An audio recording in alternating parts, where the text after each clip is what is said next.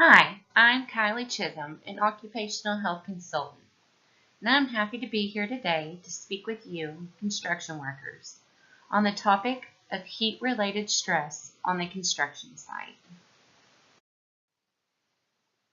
A few points I will be discussing are dangers and risk factors, people who are most at risk, signs and symptoms, prevention methods, and urine color chart and hydration.